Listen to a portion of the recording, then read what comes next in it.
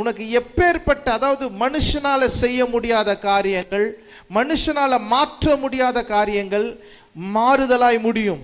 ஆண்டவர் உனக்கு செய்வார். நீ அவரை நம்பி அவரிடத்துல வா. நான் சொல்றதை நல்லா புரிஞ்சுக்கோ. அவரை நம்பி அவரிடத்துல நீ சேரு.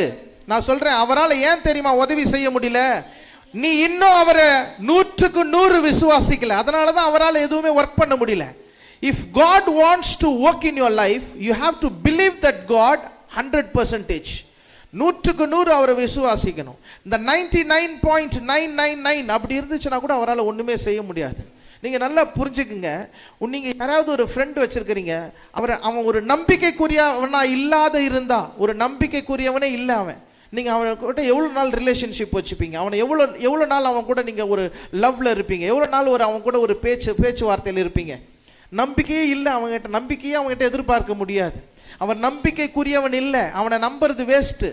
அவங்ககிட்ட நீங்கள் எவ்வளோ நாள் பேசுவீங்க பாருங்க. நல்ல ஒரு மனுஷனையே நம்ம வெறுத்து தள்ளிடுறோம் ஓரமா. ஐயோ அவனுக்கெல்லாம் செட் ஆகாது, அவனை நம்பினா வேலைக்கு ஆகாது, அப்படி சொல்கிறோமா இல்லையா? நீங்கள் நல்லா புரிஞ்சுக்கொள்ளுங்க. ஆண்டவரை நீங்கள் ஒழுங்காக நம்ப வேண்டிய விதத்தில் நீங்கள் நம்பாம, நான் சொல்கிறேன் மறுபடியும், ஆண்டவராக இயேசு கிறிஸ்துவை மட்டும்தான் நீ 100க்கு 100 நம்ப முடியும். நான் சொல்றேன், அவர் ஜீவனை கொடுத்துட்டார் உனக்காக.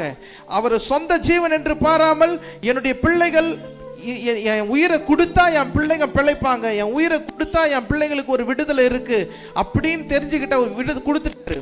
அவரை விட நம்பிக்கையான ஒரு ஆண்டவர் இந்த உலகத்தில் இருக்க முடியாது. மறுபடியும் சொல்றேன், ஏசப்பாவை நீ 100க்கு 100 நம்பக்கூடிய ஒரு ஆளாக நீ இருந்தால், 100க்கு 100, மறுபடியும் சொல்றேன், 100% நீ ஏசப்பாவை நம்பினேன்னு சொன்னா, நான் சொல்றேன், அற்புதம் உன்னுடைய வாழ்க்கையில நடக்கும்.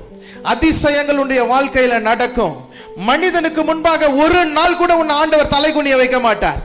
நான் பார்த்திருக்கிறேன், ஏசப்பாவை நிறைய இடத்துல நம்ம தலைகுனிய வச்சிருக்கிறாங்க நிறைய பேர். ஆனா அவருடைய பிள்ளைகளை ஒரு இடத்துல கூட தலைகுனிய வச்சதே கிடையாது. நான் என்னுடைய வாழ்க்கை